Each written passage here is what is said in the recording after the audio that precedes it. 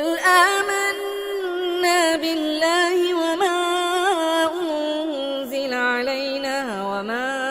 أنزل على إبراهيم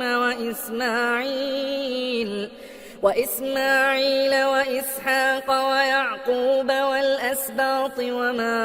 أوتي موسى وعيسى والنبيون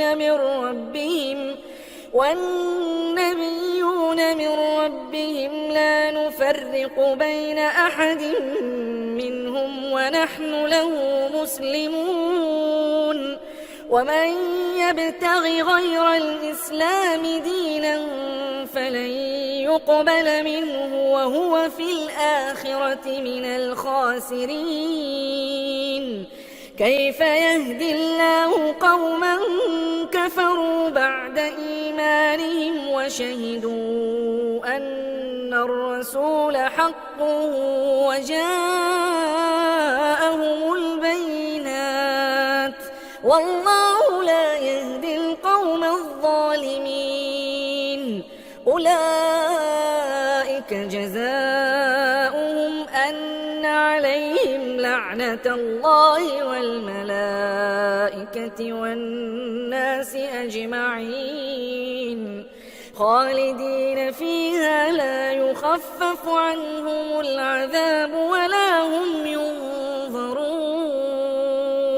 إلا الذين تابوا من بعد ذلك وأصلحوا فإن الله غفور رحيم إن الذين كفروا بعد إيمانهم ثم ازدادوا كفرا لن تقبل توبتهم وأولئك هم الضالون إن الذين كفروا وماتوا وهم كفار فلن يقبل من أحدهم ملء الأرض ذهبا ولو افتدى به أولئك لهم عذاب أليم وما لهم من ناصرين لن تنالوا البر حتى تنفقوا مما تحبون وما تنفقوا من شيء فإن الله به عليم